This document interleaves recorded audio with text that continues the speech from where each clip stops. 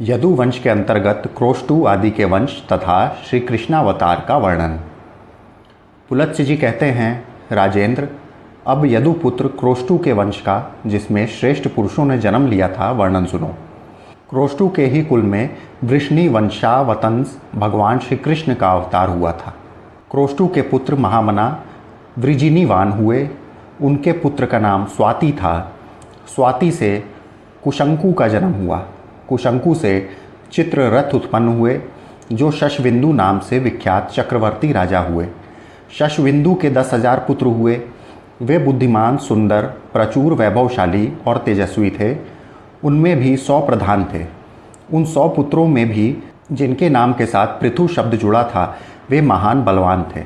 उनके पूरे नाम इस प्रकार हैं: पृथुश्रवा, पृथुयशा, पृथुतेजा, पृथुद्भव, पृथुकीर्ति और पृथुमति। पुराणों के ज्ञाता पुरुष उन सब में पृथुश्रवा को श्रेष्ठ बतलाते हैं। पृथुश्रवा से उष्णा नामक पुत्र हुआ, जो शत्रुओं को संताप देने वाला था। उष्णा का पुत्र शिनेयु हुआ, जो सज्जनों में श्रेष्ठ था। शिनेयु का पुत्र रुक्म कवच नाम से प्रसिद्ध हुआ। वह शत्रु सेना का विनाश करने वाला था। राजा रुक्म कवच ने एक बार अश्वमेध यज्ञ का आयोजन किया और उसमें दक्षिणा के रूप में यह सारी पृथ्वी ब्राह्मणों को दे दी। उसके रुक्मेशु, पृथुरुक्म, जयादमद, परिद और हरि, ये 5 पुत्र उत्पन्न हुए, जो महान बलवान और पराक्रमी थे। उनमें से परिद और हरि को उनके पिता ने विदेह देश के राज्य पे स्थापित किया। रुक्मेशु राजा हुआ और पृथुरुक्म उसके अधीन होकर रहने लगा। उन दोनों ने मिलकर अपने भाई ज्यामद को घर से निकाल दिया। ज्यामद ऋक्षवान पर्वत पर जाकर जंगली फल मूलों से जीवन निर्वाह करते हुए वहाँ रहने लगा। ज्यामद की स्त्री शैब्या बड़ी सती साध्वी स्त्री थी। उससे विदर्भ नामक पुत्र हुआ। विदर्भ से 3 पुत्र हुए, क्रथ, कैशिक और लोमपाद। राजकुमार क्रथ और कैशिक बड़े विद्वान थे तथा लोमपाद परम धर्मात्मा थे। तत्पश्चात राजा विदर्भ ने और भी अनेक पुत्र उत्पन्न किए, जो युद्ध कर्म में कुशल तथा शूरवीर थे। लोमपाद का पुत्र बब्रू और बब्रू का पुत्र हेती हुआ। कैशिक के चिदी नाम का पुत्र हुआ, जिससे चैद्य राजाओं की उत्पत्ति बतलाई जाती है। विदर्भ का जो क्रथ नामक पुत्र था, उससे कुंती का जन्म हुआ। कुंती से घृष्ट और घृष्ट से पृष्ठ की उत्पत्ति हुई। पृष्ठ प्रतापी राजा था। उसके पुत्र का नाम निर्वर्ती था। वह परम धर्मात्मा और शूरवीरों का नाशक था। निर्वर्ती से दारशाह नामक पुत्र हुआ, जिसका दूसरा नाम विदुरथ था। दारशाह का पुत्र भीम और भीम का जीमुत हुआ। जीमुत के पुत्र का नाम विकल था। विकल से भीमरथ नामक पुत्र की उत्पत्ति हुई। भीमरथ का पुत्र नवरथ, नवरथ का दृढ़रथ और दृढ़रथ का पुत्र शकुनी हुआ। शकुनी से करम्ब और करम्ब से देवरात का जन्म हुआ। देवरात के पुत्र महायशस्वी राजा देवछत्र हुए। देवछत्र के पुत्र देवकुमार के समान अत्यंत तेजस्वी हुआ। उसका नाम मधु था। मधु से कुरुवश का जन्म हुआ। कुरुवश के पुत्र का नाम पुरुष था। वह पुरुषों में श्रेष्ठ हुआ। उससे विदर्भ कुमारी भद्रवती के गर्भ से जंतु का जन्म हुआ। जंतु का दूसरा नाम पुरुद्वसु था। जंतु की पत्नी का नाम वेत्रकी था। उसके गर्भ से सत्वगुण संपन्न सात्वत की उत्पत्ति हुई, जो सात्वत वंश की कीर्ति का विस्तार करने वाला था। सत्वगुण संपन्न सात्वत से उनकी रानी कौसल्या ने भाजिन, भजमान, दिव्य राजा देवावृद्ध, अंधक, महाभोज और वृष्णि नाम के पुत्रों को उत्पन्न किया।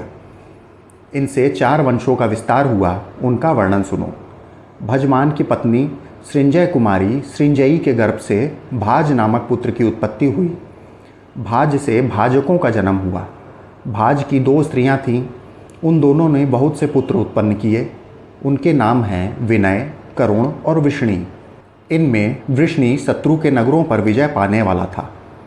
भाज और उनके पुत्र सभी भाजक नाम से प्रसिद्ध हुए, क्योंकि भजमान से इनकी उत्पत्ति हुई थी। देवावृत से बब्रू नामक पुत्र उत्पन्न हुआ, जो सभी उत्तम गुणों से संपन्न था। पुराणों के ज्ञाता विद्वान पुरुष महात्मा देवावृत के गुणों का बखान करते हुए इस वंश के विषय में इस प्रकार अपना उद्गार प्रकट करते हैं। देवावृत देवताओं के समान है और बभ्रू समस्त मनुष्यों में श्रेष्ठ है। देवावृत और बभ्रू के उपदेश से 76,000 मनुष्य मोक्ष को प्राप्त हो चुके हैं। बभ्रू से भोज का जन्म हुआ, जो यज्ञ, दान और तपस्या में धीर, ब्राह्मण भक्त, उत्तम व्रतों का दृढ़तापूर्वक पालन करने वाला, रूपवान तथा महातेजस्वी था। शरकांत की कन्या मृतिकावती भोज की पत्नी हुई। उसने भोज से कुकुर, भजमान, समिक और बलि बहिर्ष ये 4 पुत्र उत्पन्न किए। कुकुर के पुत्र धृष्णु, धृष्णु के धृति, धृति के कपोतरोमा, कपोतरोमा के नैमित्ति, नैमित्ति के सुसुत और सुसुत के पुत्र नरी हुए। नरी बड़े विद्वान थे। उनका दूसरा नाम चंदनोदक दुदुम्बी बतलाया जाता है। उनसे अभिजित और अभिजित से पुनर्वसु नामक पुत्र उत्पन्न हुआ। शत्रु विजयी पुनर्वसु से 2 संतानें हुई, एक पुत्र और एक कन्या। पुत्र का नाम आहुक था और कन्या का आहुकी। भोजवंश में कोई असत्यवादी, तेजहीन, यज्ञ न करने वाला, 1000 से कम दान देने वाला, अपवित्र और मूर्ख नहीं था। भोज से बढ़कर कोई हुआ ही नहीं। यह भोजवंश आहुतक आकर समाप्त हो गया। आहुक ने अपनी बहन आहुकी का ब्याह अवंती देश में किया था। आहुक की एक पुत्री भी थी जिसने 2 पुत्र उत्पन्न किए। उनके नाम हैं देवक और उग्रसेन।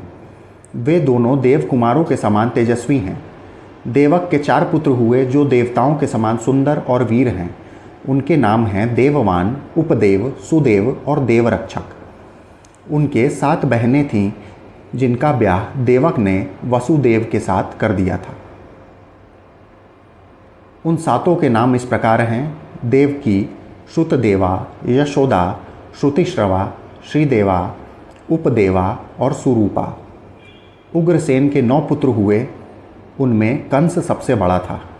शेष के नाम इस प्रकार हैं: न्यग्रोध, सुनामा, कंक, शंकु, सुभु, राष्ट्रपाल, बद्धमुष्टि और सुमुष्टिक। उनके 5 बहनें थीं: कंसा, कंसवती, सुरभि, राष्ट्रपाली और कंका। ये सब की सब बड़ी सुंदरी थी। इस प्रकार संतानों सहित उग्रसेन तक कुकुर वंश का वर्णन किया गया है। भोज के दूसरे पुत्र भजमान के विदुरथ हुआ। वह राशियों में प्रधान था। उसके 2 पुत्र हुए, राजादिदेव और शूर। राजादिदेव के 2 पुत्र हुए, शोणाश्व और श्वेतवाहन। वे दोनों वीर पुरुषों के सम्माननीय और क्षत्रिय धर्म का पालन करने वाले थे। शोणाश्व के 5 पुत्र हुए। वे सभी शूरवीर और युद्ध कर्म में कुशल थे। उनके नाम इस प्रकार हैं: शमी, गदचर्मा, निमूर्त, चक्रजित और शुचि। शमी के पुत्र प्रतिछत्र के भोज और भोज के हृदिक हुए। हृदिक के 10 पुत्र हुए जो भयानक पराक्रम दिखाने वाले थे। उनमें कृतवर्मा सबसे बड़ा था। उससे छोटों के नाम शतधन्वा, देरवाह, सुभानु, भीषण, महाबल, अजात, विजात, कारक और करम्भक हैं। देवार्ह का पुत्र कंबल बहिर्ष हुआ। वह विद्वान पुरुष था। उसके 2 पुत्र हुए, समौजा और असमौजा। अजात के पुत्र से भी समौजा नाम के 2 पुत्र उत्पन्न हुए। समौजा के 3 पुत्र हुए जो परम धार्मिक और पराक्रमी थे। उनके नाम हैं श्रीदिश, सुरांश और कृष्ण। सास्वत के कनिष्ठ पुत्र वृष्णि के वंश में अनमित्र नाम के प्रसिद्ध राजा हो गए हैं। वे अपने पिता के कनिष्ठ पुत्र थे। उनसे शिनी नामक पुत्र उत्पन्न हुआ। अनमित्र से विष्णुवीर युधाजीत का जन्म हुआ। उनके सिवा 2 वीर पुत्र और हुए जो ऋषभ और छत्र के नाम से विख्यात हुए। उनमें से ऋषभ ने काशीराज की पुत्री को पत्नी के रूप में ग्रहण किया। उससे जयंत की उत्पत्ति हुई। जयंत ने जयंती नाम की सुंदरी भार्या के साथ विवाह किया। उसके गर्भ से एक सुंदर पुत्र उत्पन्न हुआ जो सदा यज्ञ करने वाला, अत्यंत धैर्यवान, शास्त्रज्ञ और अतिथियों का प्रेमी था। उसका नाम अक्रूर था। अक्रूर यज्ञ की दीक्षा ग्रहण करने वाले और बहुत सी दक्षिणा देने वाला था। उन्होंने रत्न कुमारी शैब्या के साथ विवाह किया और उनके गर्भ से 11 महाबली पुत्रों को उत्पन्न किया।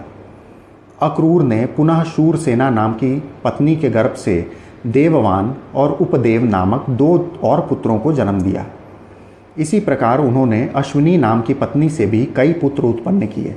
विदुरथ की पत्नी एक्ष्वाकी ने मीडुष नामक पुत्र को उत्पन्न किया। उनका दूसरा नाम शूर भी था। शूर ने भोजा के गर्भ से 10 पुत्र उत्पन्न किए।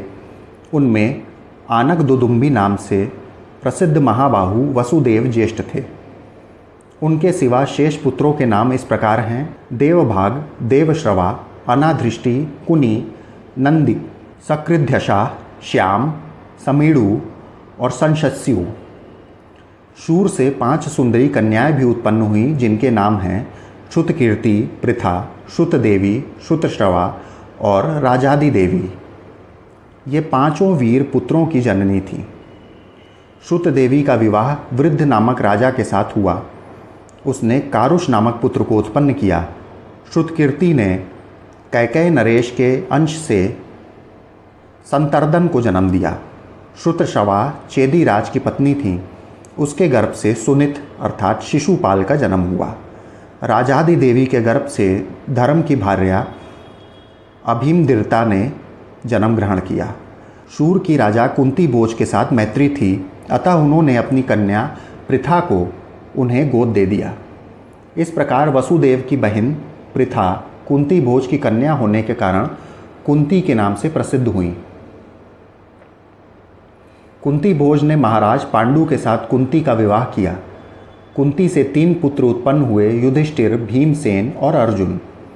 अर्जुन इंद्र के समान पराक्रमी हैं। वे देवताओं के कार्य सिद्ध करने वाले, संपूर्ण दानवों के नाशक तथा इंद्र के लिए भी अवध्य हैं। उन्होंने दानवों का संहार किया है। पांडु की दूसरी पत्नी रानी माद्रवती माद्री के गर्भ से 2 पुत्रों की उत्पत्ति सुनी गई है, जो नकुल और सहदेव नाम से प्रसिद्ध हैं। वे दोनों रूपवान और सत्वगुणी हैं। वसुदेव जी की दूसरी पत्नी रोहिणी ने, जो पुरुवंश की कन्या हैं, ज्येष्ठ पुत्र के रूप में बलराम को उत्पन्न किया। तत्पश्चात उनके गर्भ से रणप्रेमी सारण, दुर्धर, दमन और लंबी दोढ़ी वाले पिंडारक उत्पन्न हुए। वसुदेव जी की पत्नी जो देवकी देवी हैं, उनके गर्भ से पहले तो महाबाहु प्रजापति के अंशभूत बालक उत्पन्न हुए। फिर कंस के द्वारा उनके मारे जाने पर श्री कृष्ण का अवतार हुआ। विजय, रोचमान, वर्धमान और देवल ये सभी महात्मा उपदेवी के गर्भ से उत्पन्न हुए हैं। श्रुतदेवी ने महाभाग गवेषण को जन्म दिया, जो संग्राम में पराजित होने वाले नहीं थे। अब श्री कृष्ण के प्रादुर्भाव की कथा कही जाती है। जो श्री कृष्ण के जन्म और वृद्धि की कथा का प्रतिदिन पाठ या श्रवण करता है, वह सब पापों से मुक्त हो जाता है। पूर्व काल में जो प्रजाओं के स्वामी थे, वे ही महादेव श्री कृष्ण लीला के लिए इस समय मनुष्यों में अवतीर्ण हुए हैं।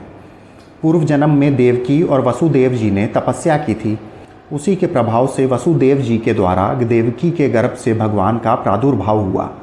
उस समय उनके नेत्र कमल के समान शोभा पा रहे थे। उनके 4 भुजाएं थीं। उनका दिव्य रूप मनुष्यों का मन मोहने वाला था। श्रीवत्स से चिन्हित एवं शंख चक्र आदि लक्षणों से युक्त भगवान के दिव्य विग्रह को देखकर वसुदेव जी बोले, प्रभो, इस रूप को छिपा लीजिए। मैं कंस से डरा हुआ हूँ, इसलिए ऐसा कहता हूँ। उसने मेरे 6 पुत्रों को, जो देखने में बहुत ही सुंदर थे, मार डाला है। वसुदेव जी की बात सुनकर भगवान ने अपने दिव्य रूप को छिपा लिया। फिर भगवान की आज्ञा लेकर वसुदेव जी उन्हें नंद के घर ले गए और नंद गोप को देकर बोले, आप इस बालक की रक्षा करें, क्योंकि इससे संपूर्ण यादवों का कल्याण होगा। देवकी का यह बालक जब तक कंस का वध नहीं करेगा, तब तक इस पृथ्वी पर भार बढ़ाने वाले अमंगलमय उपद्रव होते रहेंगे। भूतल पर जितने दुष्ट राजा हैं, उन सबका यह संहार करेगा। यह बालक साक्षात भगवान है। यह भगवान कौरव पांडवों के युद्ध में संपूर्ण क्षत्रियों के एकत्रित होने पर अर्जुन के सारथी का काम करेंगे और पृथ्वी को क्षत्रियहीन करके उसका उपभोग एवं पालन करेंगे और अंत में समस्त यदुवंश को देवलोक में पहुंचाएंगे। भीष्म ने पूछा, ब्राह्मण, ये वसुदेव कौन थे? यशस्विनी देवकी देवी कौन थीं तथा नंदगोप और उनकी पत्नी महाव्रता यशोदा कौन थी, जिसने बालक रूप में भगवान को जन्म दिया और जिसने उनका पालन पोषण किया, उन दोनों स्त्रियों का परिचय दीजिए। पुलत्स्य जी बोले, राजन, पुरुष वसुदेव जी कश्यप हैं और उनकी प्रिया देवकी अदिति कही गई हैं। कश्यप ब्रह्मा जी का अंश हैं और अदिति पृथ्वी का। इसी प्रकार द्रोण नामक वसु ही नंदगोप के नाम से विख्यात हुए हैं और उनकी पत्नी धरा यशोदा हैं। देवी देवकी ने पूर्व जन्म में अजन्मा परमेश्वर से जो कामना की थी, उसकी वह कामना महाभाऊ श्री कृष्ण ने पूरी कर दी। यज्ञानुष्ठान बंद हो गया था, धर्म का उच्छेद हो रहा था। ऐसी अवस्था में धर्म की स्थापना और पापी असुरों का संहार करने के लिए भगवान श्री विष्णु वृष्णिकुल में प्रकट हुए हैं। रुक्मिणी, सत्यभामा, नग्नजीत की पुत्री सत्या, सुमित्रा, शैब्या, गांधार कुमारी लक्ष्मणा, सुभीमा, मद्र राजकुमारी कौसल्या और विरजा आदि 16,000 देवियाँ श्री कृष्ण की पत्नियाँ हैं। रुक्मिणी ने 10 पुत्र उत्पन्न किए। वे सभी युद्ध कर्म में कुशल हैं। उनके नाम इस प्रकार हैं: महाबली प्रद्युम्न, रणशूर, चारुदेष्ण, सुचारु, चारुभद्र, सदश्व, ह्रस्व, चारुगुप्त, चारुभद्र, चारुक और चारुहास। इनमें प्रद्युम्न सबसे बड़े और चारुहास सबसे छोटे हैं। रुक्मिणी ने एक कन्या को भी जन्म दिया जिसका नाम चारुमती है। सत्यभामा से भानु, भीमरथ, क्षण, रोहित, दीप्तिमान, ताम्रबंध और जलंधम ये 7 पुत्र उत्पन्न हुए। इन 7 के एक छोटी बहन भी है। जाम्बवती के पुत्र सांब हुए, जो बड़े ही सुंदर हैं। ये सौर शास्त्र के प्रणेता तथा प्रतिमा एवं मंदिर के निर्माता हैं। मित्रविंदा ने सुमित्र, चारुमित्र और मित्रविंद को जन्म दिया। मित्रबाहु और सुनीत आदि सत्या के पुत्र हैं। इस प्रकार श्री कृष्ण के हजारों पुत्र हुए। प्रद्युम्न के विदर्भ कुमारी रुक्मती के गर्भ से अनिरुद्ध नामक परम बुद्धिमान पुत्र उत्पन्न हुआ। अनिरुद्ध संग्राम में उत्साहपूर्वक युद्ध करने वाले वीर हैं। अनिरुद्ध से मृगकेतन का जन्म हुआ। राजा सुपार्श्व की पुत्री काम्या ने सांब से तरस्वी नामक पुत्र प्राप्त किया। प्रमुख वीर एवं महात्मा यादवों की संख्या 3,60,00,000 के लगभग है। वे सभी अत्यंत पराक्रमी और महाबली हैं। उन सबकी देवताओं के अंश से उत्पत्ति हुई है। देवासुर संग्राम में जो महाबली असुर मारे गए थे, वे इस मनुष्य लोक में उत्पन्न होकर सबको कष्ट दे रहे थे। उन्हीं का संहार करने के लिए भगवान यदुकुल में अवतीर्ण हुए हैं। महात्मा यादवों के 101 कुल हैं। भगवान श्री कृष्ण ही उन सबके नेता और स्वामी हैं तथा संपूर्ण यादव भी भगवान की आज्ञा के अधीन रहकर रिद्धि सिद्धि से संपन्न हो रहे हैं।